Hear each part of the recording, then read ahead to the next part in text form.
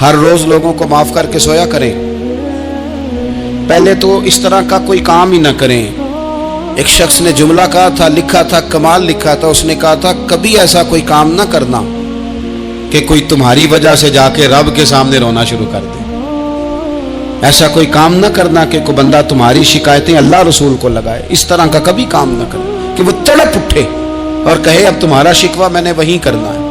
कुछ लोगों की शिकायतें करनी पड़ती हैं, अल्लाह रसूल की बारगाह में भी, अपने मशाइख की बारगाह में कर देते हैं। बाज़ औक़ात इंसान वो बेबसी के आलम में करे या बहुत ज्यादा तकलीफ उसे सहनी पड़े तो तब करे, हो जाता है। तो एक तो ऐसा करें ना, और कोशिश करें लोगों को माफ कर दें, अपने दिल से चीजें निकाल दें। हम माफी नहीं देते, कभी कभी सुलह तो कर लेते हैं, सुलह हो जाती है, पंचायत में सुलह हो गई, फिर लड़ाई हुई, फिर बात शुरू से शुरू हो गई क्योंकि हमने माफी, फिर वो बात शुरू हो गई 1955 से।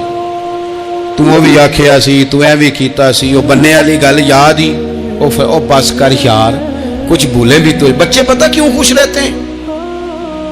आपको पता है बच्चे क्यों खुश रहते हैं? बच्चों को बात भूल जाती है, इसलिए बच्चे, अम्मा ने इधर 2 थप्पड़ मारे 3-4 मिनट पहले और अगले 5 मिनट में अम्मा ने फिर माथे का बोसा लिया तो भूल गई बात। अल्लाह करे कोई थोड़े थोड़े बच्चे भी बन जाएं। ये जो बहुते सियाणे हैं ना, इनका भी अल्लाह ही हाफिज है, अकल ज्यादा आ गई है ना। इसलिए इकबाल जैसे लोगों ने कहा था, खिरत की गुत्थियां सुलझा चुका हूं, या रब मुझे साहिबे जुनू कर दे, साहिबे जुनू कर दे, साहिबे अल्लाह कोई थोड़ा सा मुझे मजनून भी बना। ये ज्यादा अकल तो किसी काम की रही नहीं, पागल कर दी, पागल कर दी।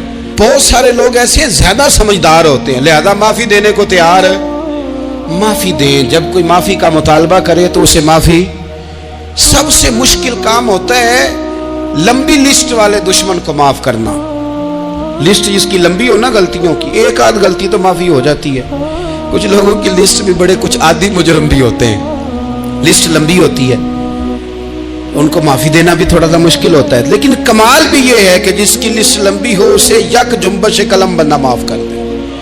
को छुट्टी हो गई, जा तुझे माफ किया। और ये हमें क्यों करना चाहिए कि मेरा रब भी ऐसे करता है, मेरा रब भी ऐसे, वो गिनवाता तो नहीं ना, ये भी किया, ये भी किया, ये भी किया। हुजूर फरमाते हैं, जरा सुनना हदीस, हुजूर फरमाते हैं कुछ लोगों पे अल्लाह करम की चादर डाल के ना क़यामत वाले दिन, यहां भी उसने पर्दा रखा था तो वहां भी करम की चादर उन पे डलेगी। तो अल्लाह फरमाएगा ये गुनाह किए, तो छोटे छोटे गुनाह उसके गिनवाए जाएंगे। ये अब वो डरेगा, क्योंकि पता तो सारा है ना सरदार नु कीतियां दा। अब वो डरेगा, छोटे छोटे गुनाह उसके गिन, तो उसका ख्याल है बड़े बड़े भी ना सामने आ जाए। छोटी छोटी गलतियां उसकी गिनवाई जा रही है, जो डर रहा है, कांप रहा है। कुर्बान जाए नबी पाक के लफ्जों पे। कुछ गल्लां अजइयां ने कुरान पाक च, अजइयां ने, ये ना मेरी दादी कहा करती थी, मेरी अम्मा कहा करती थी, कुछ काम अजय ने, कुछ गल्लां अजइयां ने कि उत्थे दिल करदा सफा बंद हो जाना है तो माफी हो जानी, यानी खत्म है ये बात, इससे आगे किसी ने सवाल पूछना ही नहीं। छोटे छोटे गुनाहों का अल्लाह तज़किरा फरमाए, ये किया, ये किया, ये किया, या अल्लाह हो गया। अब बंदा डर रहा है कि बड़े बड़े भी सामने आ जाएंगे, लेकिन छोटे गुनाहों पे ही फुल स्टॉप लगा के ना, तो रब फरमाएगा ये जो तेरे गुनाह है ना, इसके बदले तुझे नेकियां दी जा रही हैं। तूने सच्ची तौबा की थी तो इन गुनाहों को बदल के नेकियां बनाया जा रही हैं। पहले डर रहा था, हुजूर फरमाते हैं, अब फटाफट बोल पड़ा, कहने लगा या अल्लाह मैंने तो बड़े बड़े भी किए हैं। यानी अगर छोटों की नेकियां बन गई है तो वो पाप की तरह बड़े बड़े वो मेरे किधर हैं? करीम ये बात कर रहे हैं और सहाबा रो रहे हैं, मैंने तो बड़े बड़े भी किए हैं, बड़े बड़े किधर हैं? अल्लाह ताला बंदों को माफ फरमाता है, रब अपने बंदों को वो माफ करता है। अगर अल्लाह माफ न करे तो जितने जुर्म हमारे रब को हमारा पता है। बताओ, सवेरे रोटी मिले, सांस मिले, शऊर कायम रहे, जब मालिक इतना माफ करता है तो हम उसके बंदों को क्यों नहीं माफ करते? कर दे माफ। और कुछ लोग ऐसे होते हैं जिनसे उम्मीद नहीं होती, अपने होते हैं कि ये वाला जुमला, और बंदा कहता है यार तुझे तो नहीं ना कहना चाहिए था, कोई और कहता मुझे। कहते हैं, ये ना समझे कि लोग कहते नहीं, कहने वाले یہ بات ہی آپ چھوڑ دیں کہ کوئی آپ کو کچھ کہے گا نہیں، یہ چھوڑ دیں۔ مخلوق تو اس طرح کی بات ڈھونڈ کے لاتی ہے کہ انسان پریشان ہو جاتا ہے کہ یار میں یہ کر سکتا تھا، میں نے کیا نہیں، اور جو میں نے کیا نہیں وہ تو میرے کھاتے ڈال دیا ہے۔ دو لوگ بیٹھے تھے نا حرم مکہ میں، ایک صاحب کہہ رہے تھے کہ میرے اوپر وہ بدر میں جو قتل ہو گئے کفار، ان کا ذکر چل رہا تھا، تو دونوں گفتگو کر رہے تھے بدر میں ہمارے اتنے لوگ مسلمانوں نے مار دیے۔ تو ایک ان میں کہنے لگے کہ اگر میرے اوپر قرض نہ ہوتا اور میرے چھوٹے چھوٹے بچے نہ ہوتے تو میں تو تلوار لے کے جاتا اور مدینہ شریف جا کے معاذ اللہ بدلہ لے آتا۔ دوسرا کہنے لگا میں دیتا ہوں نا تیرے بچوں کا خرچہ بھی اور میں تیرا قرضہ بھی اتارتا ہوں، تو جا۔ اس نے کہا پکی بات ہے؟ کہا ہاں، قرضہ بھی میں اتار دوں گا، تیرے بچوں کا خرچ بھی اٹھاؤں گا، تو جا۔ اس نے خنجر تیار کیا، تلوار تیار کی، گھوڑے پہ بیٹھا، گلے میں وہ تلوار اس نے اپنے ڈالی اور مدینہ شریف آ گیا۔ اتفاق کی بات یہ کہ ملاقات حضرت عمر سے ہوئی۔ جناب عمر کہنے لگے مجھے تیری نیت ٹھیک نہیں لگتی، پکڑا کدھر آئے ہو؟ کہنے لگا میں تو بدر کے قیدیوں کے بارے میں بات کرنے آئے۔ فرمایا تلوار لے کے چل تجھے حضور کے پاس لے کے جاتا ہوں۔ نبی کریم کی بارگاہ میں لے گئے تو حضور فرمانے لگے کیسے آئے ہو، کیسے آنا ہوا؟ کہنے لگے جی میں تو بدر کے جو قیدی آپ کے پاس ہیں ان کی بات کرنے آیا تھا۔ تو حضور فرمانے لگے چل پھر باقی کی میں سناؤں۔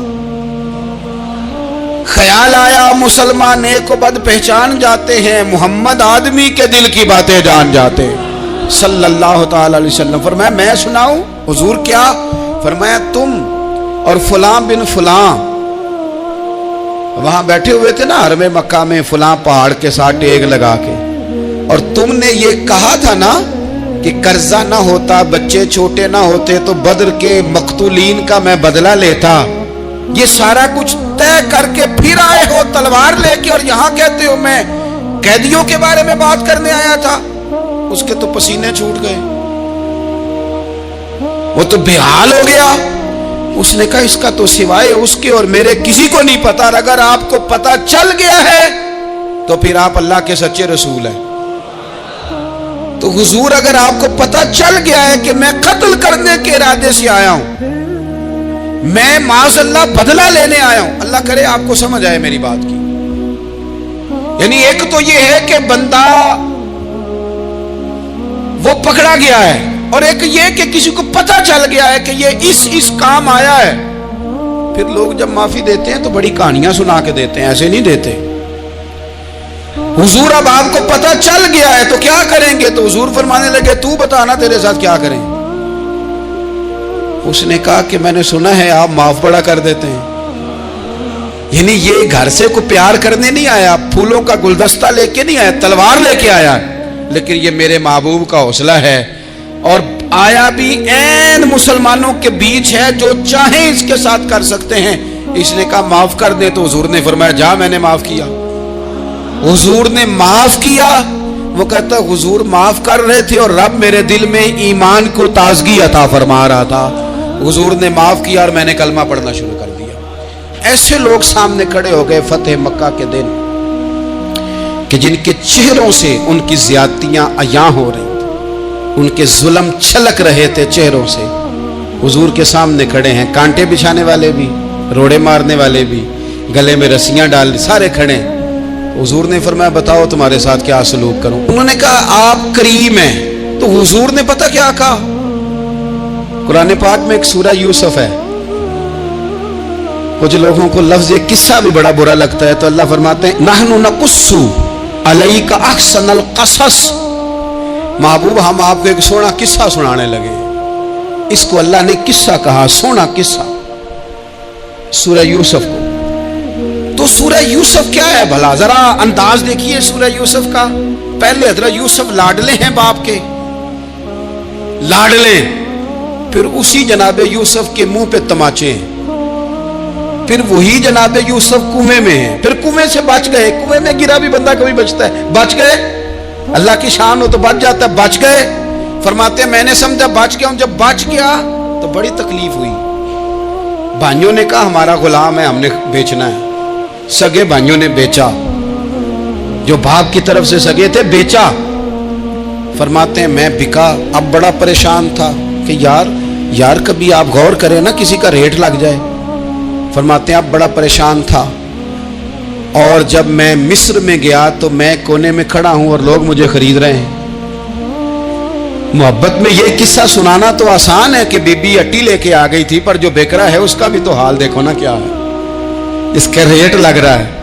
یہ بھی تو بڑی. اور جناب یوسف کہتے ہیں پھر عزیز مصر نے خرید لیا تو بادشاہ کے گھر گیا تو کچھ سکھ کا سانس آیا. یہ حضرت یوسف ہیں، یہ لاڈلے ہیں. فرماتے ہیں سکھ کا سانس لیا ہی تھا کہ جناب زلیخا نے الزام لگایا، اور وہ غلطی معاذ اللہ جس کا تصور بھی نہیں، اس کی پاداش میں سالوں جیل کاٹا. لیکن خدا کی حکمت ہے نا، اللہ کا کرم ہے نا، جس ملک کے وہ قیدی تھے رب نے اسی ملک کا حکمران بھی بنا دیا. یہ اللہ کی حکمت ہے نا، تقاضے ہیں نا. صبح کے تخت نشین شام کے مجرم ٹھہرے، ہم نے پل بھر میں نصیبوں کو بدلتے دیکھا. وہ جو چاہے جب چاہے کر دے. تو جب وہی بھائی مجبور ہو کر سوالی بن کر سامنے آئے ہیں، پتہ کیا ہوتا ہے، بندہ معاف کر دیتا ہے. بہت سارے لوگ معاف کرتے ہیں پر کہانیاں سنا کے، پتہ جے نا ادو کی آکھیا ساجے، پتہ جے نا ادو کی کیتا ساجے، پھر پتہ جے نا تسی اے بھی آندے سو. یہ ساری کہانیاں سنا کے. لیکن حضرت یوسف کے سامنے کھڑے ہو گئے. جناب یوسف نے بات چھیڑی کوئی نہیں، فرمایا تم سے بات ہی کوئی کرنی، جاؤ تمہیں سارا کچھ معاف کیا.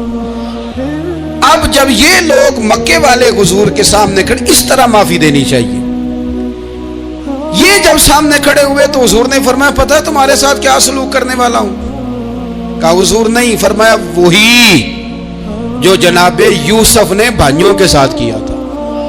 پچھلا صفحہ پلٹنا ہی کوئی نہیں، جاؤ تمہیں معاف کیا، جاؤ تمہیں معاف کیا، جاؤ تمہیں معاف کیا. اور صرف معاف نہیں کیا، ساتھ عزت بھی دی. سب سے زیادہ مقابلے تو حضرت ابو سفیان نے کیے تھے نا، آخر تک وہ آئے تھے. آج وہ کلمہ پڑھ رہے ہیں، سردار ہیں، کلمہ پڑھ رہے ہیں. تو نبی پاک نے صرف معافی نہیں دی، عزت بھی دی. فرمایا جناب ابو سفیان چونکہ اب مسلمان ہو گئے ہیں، میں سب کو معاف کرتا ہوں. جو اپنا اندر سے دروازہ بند کر لے اسے بھی معاف کرتا ہوں، اور جو ابو سفیان کی حویلی میں آ جائے اسے بھی معاف کر دوں گا. تو ابو سفیان وہ کہتے میں حیران ہی ہو گیا کہ اتنی بڑی بات، معافی بھی دی اور ساتھ عزت بھی دی. تو آج جو سبق آپ کی خدمت میں نے عرض کیا ہے، اس کو آپ امید ہے یاد رکھیں گے. ایک تو یہ کہ معافی مانگ لیں. اگر کسی جگہ ہمارا معافی مانگنا اگر ہم سمجھتے ہیں، ہمارا دل ضمیر گواہی دیتا ہے کہ مجھے معافی مانگنی چاہیے تو معافی مانگیں. اور دوسرا پھر معافی دیں بھی، اور معافی دیں، سیاسی صلح نہ کریں. معافی دیں تو پھر واقعی دیں، دل سے دیں. اور آخری بات یہ کہ جس طرح ہم نے لوگوں سے معافی لینی ہے اور معافی دینی ہے، اسی طرح جہاں ہم سے شرعی قباحتیں ہوئی ہیں، اخلاقی کمزوریاں ہوئی ہیں، ایک بات تو اچھی طرح سمجھ لیں کہ نفل پڑھنے سے حقوق العباد نہیں معاف ہوتے، وہ بندے سے معافی مانگنے سے ہی ہوتے. ساری رات کو بندہ تسبیح پڑھے اور کہے کہ میں نے اماں کی نافرمانی کیا تو معافی ہو جائے گی، نہیں، وہ اماں ہی معاف کرے گی تو معافی ہوگی، وہ ابا ہی معاف کرے گا تو پھر ہی معافی ہوگی. میں پرسنلی بعض چیزوں کو نوٹ کرتا ہوں اور مجھے ان کا بڑا خیال رہتا ہے. میں محسوس کرتا ہوں کہ نہ چاہتے ہوئے بھی ہمارے رویے سے بعض لوگوں کو تکلیف ہوتی ہے، نہ چاہتے ہوئے. تو حقوق العباد کے مسئلے میں ہم زیادہ کمزور ہو جاتے ہیں.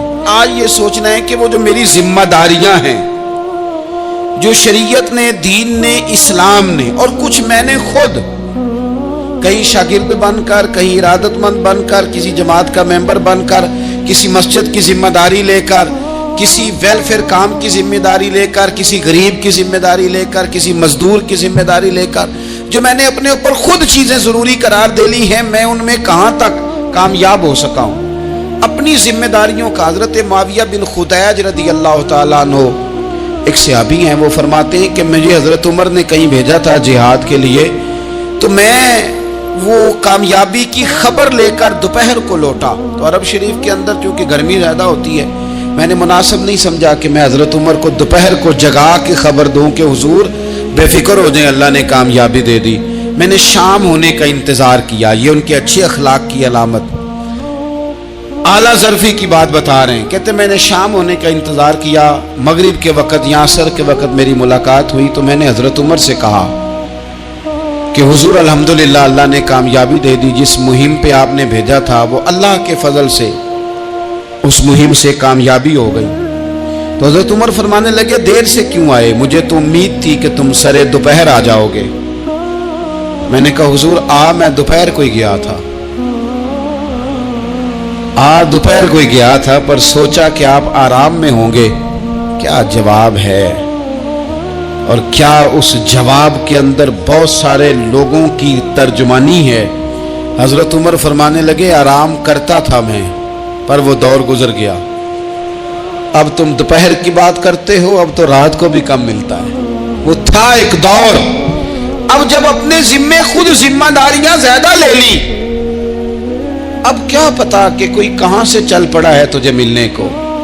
वो दौर गुजर गया जब तू सोता था, मन चाही जिंदगी बिताता था। अब तूने खुद ये फैसला किया है। अब तो मैं भाई, तुम दोपहर की बात करते हो, मैं तो रात को भी गश्त करता हूं कि कोई जरूरतमंद तो नहीं, कोई हाजतमंद तो नहीं। तो जो हमारे जिम्मेदारियां हैं उनमें नाजुक हद तक इमाम बहकी रवायत लाए हैं। एक सहाबी थे जो हुजूर को हंसाया करते थे, हुजूर को हंसाते थे, नबी पाक को बड़े प्यारे थे। इस तरह के भी कुछ बंदे होने चाहिए, इस तरह के भी कुछ बंदे। सहाबाए किराम अलैहिम रिदवान फरमाते हैं जब हुजूर गमे उम्मत में परेशान होते थे तो हम मुंतज़िर होते थे कि कभी वो हंसाने वाला आज आ जाए ना, दो चार बातें ऐसी कर जाए ना हंसाने वाली, तो मामला ठीक हो जाए। कुछ लोग ऐसे होते हैं जिनको देख के ही चेहरे पर ताजगी आ जाती, मिसले तावीज होते हैं ना कुछ लोग, वो जब भी मिलते हैं शिफा होती है। तो ये हुजूर के पास बैठे हुए थे और हंसाने वाली गुफ्तगू कर रहे थे। तो नबी पाक भी इनसे बातें करने लगे। तो बात करते करते ना हुजूर ने उंगली इनकी तरफ बढ़ाई तो इनके वजूद को उंगली लग गई। एक तो वो रवायत है ना कि सफ़े सीधी कराते वक्त हुजूर तीर के साथ सफ़े सीधी करा रहे थे तो एक सहाबी के पेट पे लग गया, उंगली लग गई। अजीब दीवाने कहने लगे आपने मुझे तकलीफ दी है, माज़अल्लाह उंगली चिबो दी, मैंने तो बदला लेना है। हमारे यहां मसला ये बन गया है कि कोई बड़ा आदमी भी अपने आप को कानून के हवाले नहीं करता। मुल्क से लेकर उम्मत मुस्लिमा के कुल मसाइल तक हमारे मुल्क के अंदर हर बंदा, उसका मिजाज होता है कि वो अपने आप को कानून से भला तर समझता है। लाइन में लगना लोग पसंद नहीं करते। ये एक बहुत बड़ा मसला है। हुजूर सल्लल्लाहु अलैहि वसल्लम की उंगली लग गई तो कहने लगे आपने तो मुझे तकलीफ दी है, मैं तो बदला लूंगा। तो हुजूर ने फरमाया ले ले बदला। अपने आप को कानून के हवाले बड़ा आदमी जब करता है तो कानून की इज्जत बढ़ती है, कानून का वकार बढ़ता है, सोसाइटी के अंदर फिर ताकतवर कानून हो जाता है। लेकिन जब गरीब आदमी के लिए कानून और हो और अमीर के लिए कानून और हो, तो असल मामला तो कानून की बालादस्ती का है, आईन की पासदारी का है, उसूलों पे खड़े होने का है। तो नबी पाक सल्लल्लाहु ताला अलैहि वसल्लम से कहा कि मैं, हुजूर ने फरमाया ले लो बदला। ये हुकूकुल इबाद की नजाकत अर्ज कर रहा हूं, ले लो बदला। उन्होंने कहा जी पेट से कपड़ा हटाइए, तो हुजूर ने पेट से कपड़ा हटा दिया। तो बड़े दीवाने आदमी थे, उन्होंने उम्मत को बताना था कि कुछ इस तरह के रंग भी होते हैं मोहब्बत करने के लिए, उल्टी ही चाल चलते हैं दीवानगाने इश्क, आंखों को बंद करते हैं दीदार के लिए। इस तरह भी कभी कभी होता है। कपड़ा हुजूर ने हटाया तो उन्होंने नबी पाक के जिस्म नूर को चूमना शुरू कर दिया। कहने लगे दिन बड़े हो गए थे, मौका नहीं को बन रहा था, तो चलो ये एक मौका मिला है, हुजूर आपको किसी के साथ ज्यादती कर सकते हैं। तो मैं तो मौका तलाश कर रहा था, और मेरे भाई नमाज का भी मौका तलाश करते थे सहाबा, जिहाद का भी मौका ढूंढते थे, पर महबूब से मोहब्बत का भी मौका ढूंढते थे। कभी कभी ना मोहब्बत का भी तो मौका, निरे खुश्क नहीं ना हो जाना चाहिए। ना इल्मा विच फसा सानू, तू यार दी गल सुना सानू, उथे इल्म दा सिक्का नहीं चलदा जिथे इश्क हुरां दा डेरा है। तो कभी इधर भी हैं। حقوق العباد کے معاملے میں نزاکت. اور پھر جو آیت میں نے قرآن پاک کی پڑھی، ایک تو یہ ہے کہ آپ لوگوں سے معافی لے، معافی مانگے. ہمارے ہاں نا معافی کا مزاج، قبول کریں جب کوئی بندہ معافی طلب کرے تو معافی. ہمارے ہاں معافی مانگنے کا رواج میں آپ یقین کریں سرے سے ہے ہی نہیں، بلکہ الٹا لوگ چڑھائی کر جاتے ہیں، کہتے ہیں اوہو تم نے معافی مانگ لی ہے تو معاملہ ہی ختم ہو گیا. اور جو آدمی، میں بڑے زمانے سے کہہ رہا ہوں کہ میرے ملک میں ایک رواج بنتا جا رہا ہے، جس کی زبان جتنی زیادہ سخت ہوتی ہے اس کا عروج اتنا زیادہ ہوتا ہے. جو تھوڑا سا شرافت کا مظاہرہ کرے لوگ اسے بزدل سمجھ لیتے ہیں. عزیز بھائیوں، اپنی زندگی میں معافی مانگنے کا مزاج بنائیں. آپ طلب کریں کہ یار مجھ سے غلطی ہو گئی، میں انسان ہوں. آپ یقین کریں ڈھیر سارے لوگ ہیں جن کے ذمہ ڈھیروں معافیاں ہیں، لیکن ان کا مزاج نہیں، ان کی طبیعت نہیں، ان کا تکبر آڑے آ گیا ہے. اور میرے نبی پاک صلی اللہ تعالی علیہ وآلہ وسلم نے فرمایا تھا یہی بدلہ دے دو کسی کا دینا ہے تو، یہی معافی لے لو، یہی. ورنہ فرمایا یاد رکھنا قیامت کے دن تو اس طرح ہوگا کہ اگر سینگ والی بکری نے بغیر سینگ والی بکری کو مارا ہوگا اسے بھی قیامت میں بدلہ دینا پڑے گا. یہی معافی تلافی لے لو، یہی. تو ہمارے ہاں مزاج نہیں. مزاج بنائے نا آپ، معافی کا مزاج بنائے. رسمی ویسے معافیاں مانگتے ہیں، آج پہ جا رہا ہوں بھائی اگر کوئی ہو گئی تو معاف کر دینا، یہ تو رسم ہے، تو بڑی دنیا ادا کرتی. آپ کو پتہ ہے کہاں آپ کو معافی لینی ہے. تو جہاں جہاں اس طرح کے معاملات ہیں وہاں آپ کلیئر کریں. صحیح بخاری میں حدیث ہے حضرت ابو ذر غفاری سے، جب کسی نے کہا کہ آپ نے اسی طرح کے کپڑے خود پہنے ہیں جس طرح کے آپ کے غلام نے پہنے، یہ کیا معاملہ ہے؟ تو فرمانے لگے، اعلانیہ خود بتانے لگے، فرمانے لگے مجھ سے ایک دفعہ غلطی ہو گئی تھی، میں نے ایک غلام کو جھڑک دیا تھا تو نبی پاک نے مجھے تنبیہ فرمائی، تو میں نے اس غلام سے معافی بھی مانگی، اور اس دن سے لے کر آج تک میں جس طرح کا خود لباس پہنتا ہوں اسی طرح کا اپنے غلام کو پہناتا ہوں. تو وہ خود بیان کر رہے ہیں، وہ لوگ اظہار کر رہے ہیں کہ ہم نے یہاں نبی پاک علیہ الصلوۃ والسلام کے تنبیہ کرنے پر ہم نے اپنے غلام سے، خادم سے یا کسی غلام سے معافی مانگی. تو معافی مانگنے سے بندے کا قد کبھی چھوٹا ہوتا ہے؟ میرے نبی پاک علیہ السلام نے فرمایا جو معافی مانگ لے اللہ تو اس کی عزت میں اضافہ کر دیا کرتا ہے. تو اس لیے ایک تو جہاں یہ معاملہ ہے وہاں، اور دوسری جو آیت میں نے تلاوت کی اس میں اللہ کہتا ہے کہ غصہ پی بھی جاؤ، معافی مانگو بھی اور معاف کر بھی دو. والکاظمین الغیظ والعافین عن الناس، فرمایا وہ لوگ جو غصہ پی جاتے ہیں اور لوگوں سے درگزر کرتے ہیں، لوگوں سے درگزر کرتے ہیں. واللہ یحب المحسنین، اللہ ان احسان کرنے والوں سے محبت فرماتا ہے، ان سے اللہ پیار کرتا ہے. تو رب فرماتا ہے جو غصہ پی جاتے ہیں والعافین عن الناس، اور لوگوں سے درگزر کرتے ہیں. ایک تو معافی مانگے اور دوسرا معاف کر بھی دیں. اگر دل میں کوئی بات ہو تو معاف. تو جو جہاں شریعت کی مخالفت کی ہے وہاں بھی معافی مانگے، اللہ کے حضور گڑ گڑائیں، توبہ کریں، اور توبہ بدل جانے والی کریں، تبدیل ہو جانے والی توبہ کریں. معافی مانگ بھی لے، معافی دے بھی دے. اور آپ سے یہ بھی گزارش کروں گا کہ جہاں اللہ رسول کی ہم سے نافرمانی ہوئی ہے وہاں تنہائی میں 2 نفل پڑھ کے، تنہائی میں اللہ تعالیٰ سے بھی معافی کے خواستگار ہوں. یاد رکھیں جب اس کی خفیہ تدبیر آ گئی تو پھر معافی کا وقت ہو سکتا ہے خدا نہ کرے ہمیں نہ مل سکے. تو اب وقت ہے، خوب استغفار کریں، خوب معافی مانگیں. اللہ تعالیٰ آپ کو اور مجھے عمل کی توفیق عطا فرمائے.